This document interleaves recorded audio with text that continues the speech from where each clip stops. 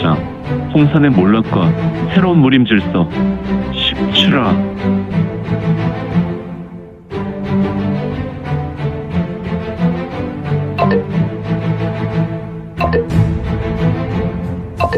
구독과 좋아요, 알림 설정 부탁드립니다. 제29장 홍산의 몰락과 새로운 무림 질서 17화. 홍산만마전의 대전에는 앙천광소의 소리가 울렸고, 이 거대하고 어두운 대전에는 오로지 이건 홀로 있었다. 이거는 내가 공부해 진력을 끌어올렸는지 그의 검은색 무복은 펄럭였으며 그의 머리카락을 심하게 요동하며 이리저리 날렸다. 또한 그의 두 눈을 보라. 이건의 두 눈에서 황금색 금광이 주변으로 터져나와 밝게 비쳤으니 우하하하하 우하하하하 위대한 동방 제국의 후예여, 홍익조 가문의 문주여, 우하하하하 우하하하하. 나는 내 녀석이 결국에는 이곳에 올 줄 알았다. 우하하하하하 우하하하하. 전설의 육합전성인가. 대전에는 광인의 웃음소리와 광인의 절규와도 같은 소리가 사방에서 울렸다. 우하하하하하 우하하하하하. 결국 오고야 말았어? 후후후후. 이거는 광인의 절규와 웃음에 짙은 미소를 지었고 그의 두 눈 금광은 서서히 사그라들었다. 우하하하하하 우하하하하하. 아무튼 환영하는 바이다. 내 녀석을 무척이나 보고 싶었지. 그동안 우리 용주의 폭광성들이 하나둘 사라질 때 도대체 누가 우리를 소멸시킬 수 있는지 궁금했거든. 나는 내 녀석이 우리 홍산만마전의 기관들을 죄다 파괴하고 이곳까지 왔을 때 나는 직감적으로 내 녀석이 동방 제국의 후예이며 홍익조 가문의 문주라는 것을 알게 되었지. 그렇지 않으냐? 우하하하하하 우하하하하하. 이제 그만하면 되었어. 인제 와서 숨어있을 이유가 있을까? 내 녀석은 이곳 말고는 더는 도망할 곳이 없을 것인데. 흐흐흐흐. 잘 알고 있군. 내가 더는 갈 곳이 없지. 여기는 나의 고향이요, 우리 폭광성의 시작인 곳이니까. 그런데 너는 잘 못 알고 있는 것이 있구나. 글쎄. 녀석, 너 수레는 잘 들어라.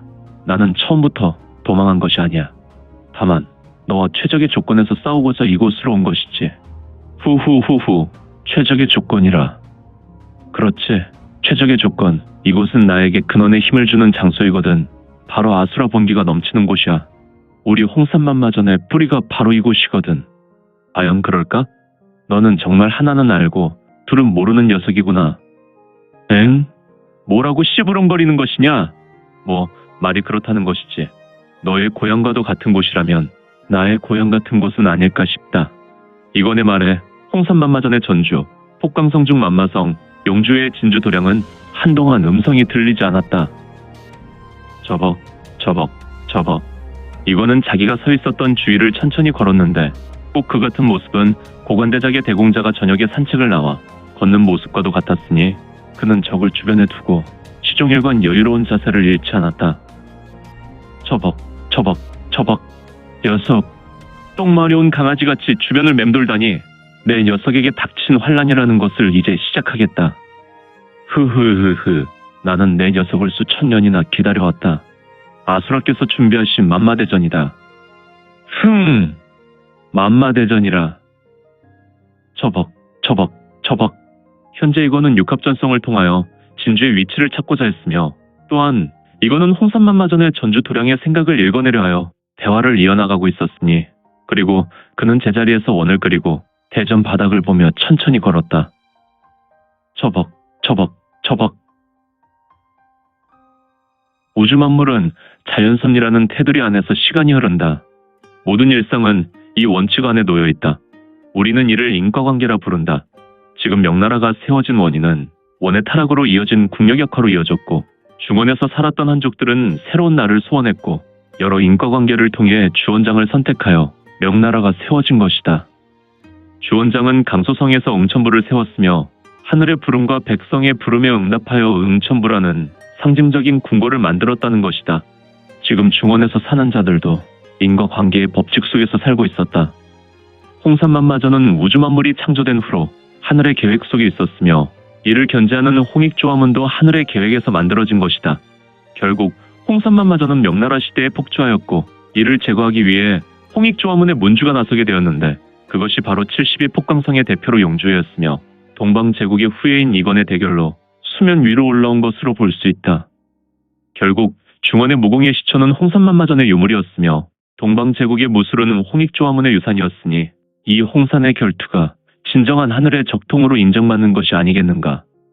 아무튼 중원의 무공과 동방제국의 무술의 뿌리는 같지만 현 시점 전혀 다른 상태를 가지고 있었는데 그러나 이거는 진정한 홍산의 유물의 소유자로 무공과 무술의 완성체가 확실하였으니 지금 이건이 있었던 대전과 달리 조금 작은 대전에서 12명과 120여 명의 싸움은 매우 격렬하게 벌어졌다. 물론 이건이 있었던 대전은 홍산만마전의 주전이었기 때문에 매우 거대한 규모였다. 그러나 지금 이곳이 홍산만마전의 주전보다 조금 작을지라도 능히 1000여 명의 강호 고수들이 들어와 싸움을 결해도 매우 넉넉한 공간이었으니 이미 이건이 이곳에 들어오기 전에 영웅의 명령한 대로 일왕, 이마, 사적, 오사를 대적하기 위해 영웅회에서 선별된 무사와 영웅회의 최고 순회들도 동원된 상태였다. 사실 일왕이 이마에 한 사람보다 능력이 뛰어나서 일왕이라는 직함을 가지고 있는 것은 아니다. 이들 12명은 모두 같은 급의 고수라 보면 좋을 것이며 이미 모두가 화신경을 넘은 현경 고수였다. 그래서 영웅회의 고수들은 이마를 제외한 홍산만마전의 고수들과 어우러져 싸움을 전개하고 있었는데 한 고수에 12명의 영웅의 무사들이 결하고 있었다. 싸움은 난전이기 때문에 이미 군호에 맞추어 영웅의 무사들은 대전 한쪽 구석 높은 곳에서 영웅의 부해주가 흔드는 깃발에 맞추어 일사불란하게 움직였으며 만마전의 고수들을 차륜전으로 상대하고 있었으니 영웅의 움직임은 거대한 공장의 톱니바퀴에 맞추어 움직이는 기관과도 같이 오차없이 유기적으로 움직였다. 차륜전의 원칙은 공수가 빈틈없이 진행되는 가운데 앞으로 10이나 20여 차례 공수가 준비된 상태에서 움직이는 것이기 때문에 현재 영웅의 무사들은 1년이 넘도록 이건이 건네준 여의무국연안보라는 무서에 맞추어 손발을 맞춘 상태였다. 여하튼 싸움은 점입가경의 난전이었는데 하강 카카카카카캉 카카카카카캉 강강강 이런 잡것들 나부랭이 녀석들을 봤나. 감히 나 일왕 전륜도광에게 때려 덤비다니. 일왕이라고 밝힌 인물은 무호가 이끄는 영웅의 무사들을 맞이하여 현란한 보법을 밟으며 괴약하게 외쳤다. 그리고 그는 독공의 고수답게 두 팔은 이미 녹색광의 독수로 물들어 쌍수를 힘차게 놀려댔다. 그의 독공은 거의 전무후무한 독공의 소유자처럼 보였다. 보통은 일반 독공의 소유자들은 아무리 뛰어난 용독술과 독수를 연마했더라도 높이 장갑을 끼고 펼치는 것이 일반인데 전륜도광은 몸에서 연단한 독을 뿜어내는 것과 같은 모습이었다. 극전혈루 인해 부극 초단혈토 혈우 독천하. 일왕 전륜도광은 신형을 띄어서 공중으로 비상했고 그는 쌍수에서 여러 차례 교차하여 좌우로 휘둘렀으며 그의 우수에서 출수된 녹색광이 자신에게 공격해오는 육방의 영웅의 무사들에게 쇄도했고 이를 맞서는 영웅의 무사 모두가 우수검을 사용했으니 우수검을 틀어서 녹색광을 막아내며 태보를 밟았다. 하지만 뒤에서 준비했던 6 무사가 신속하게 비상했다. 이들은 영웅회의 대표 신법인 연미보와 용호상박의 신법인 투강격보라는 신법을 밟으며 일왕을 중심으로 육방을 점하고 맞서 나갔다. 끙 정신이 없군. 이미 싸움은 일각 이상의 시간이 흐르고 있었기 때문에 사선을 걷는 이들의 싸움 앞에 일왕의 이마에는 땀이 송골송골 맺혀 주르륵 흐르고 있었다. 그는 공수가 전개될수록 몸에서 짜증이 폭발 지경이었으니 차륜정화!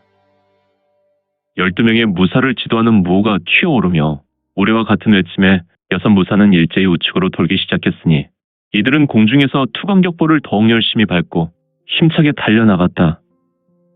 격탐참 화!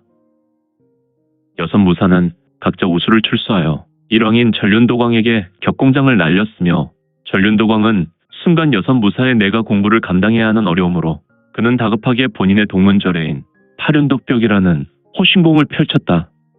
전륜도광의 몸에 초록색 마벽이 형성되더니 영웅의 무사들은 마벽을 향해 격공장을 날렸으며 이 여섯 무사는 오히려 자신이 날린 격공장에 맞아 피와 살을 뿌리고 날아갔다. 허허, 이럴 수가 있더란 말인가. 이에 도광은 파륜독벽에 호신공을 거두었으며 때는 이때라.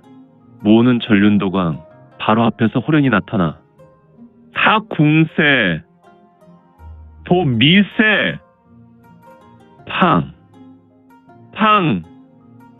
달마 역근경의 전반부 90과 10씩이었다.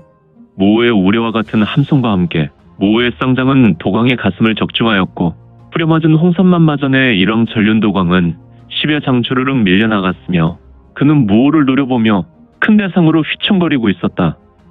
이때 모호를 따르던 영웅의 검수들은 일제히 투항격검이라는 검법을 펼쳤고 슈슈슈슈슈 슈슈슈슈슈슈 팍팍팍팍팍팍 6개의 검은 전륜도광의 신형을 뚫어버리며 진행 방향으로 신속하게 날아갔다. 허허, 전륜도광을 보라. 이 전륜도광이라는 자는 6군데에서 핏물이 배어나왔는데 그 핏물이 붉은 핏물이 아니라 녹색 핏물이었으니 실로 도광이라는 자는 피와 골수까지도 동물로 가득한 인물이었음을 능히 알 수 있는 대목이리라.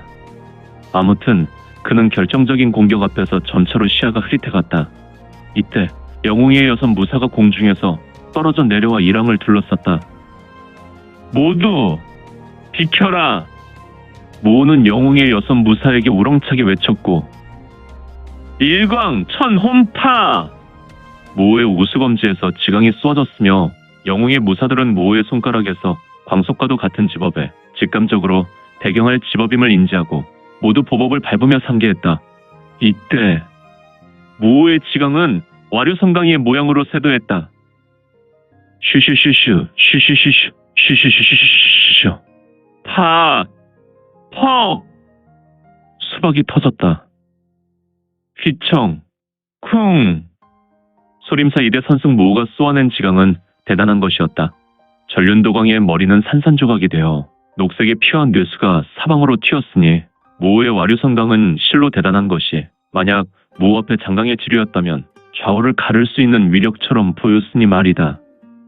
사람들은 일왕이 단말마의 비명조차 지르지도 못하고 죽은 것에 대부분 무사는 일순간 멈추어 섰다. 그리고 양측 모두가 경악했으니 하지만 이도 일순간이었다. 영웅의 무사들은 일왕의 죽음으로 기세가 승천하여 하늘을 찌를 듯하였으며 모두가 일제히 검과 돌을 휘두르기 시작했고 일왕의 죽음으로 홍삼만마전의 현경 고수들은 일순간 기세가 꺾이게 되었으니 실로 이들의 운명은 어떻게 될 것인가. 챙챙챙 채쟁챙챙챙챙 챙챙챙챙챙챙 챙챙챙챙챙챙. 오늘 준비한 내용은 여기까지입니다.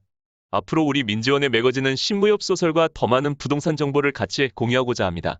계속해서 많은 성원 부탁드립니다. 그러면 오늘도 세상에서 최고로 멋진 하루 되세요.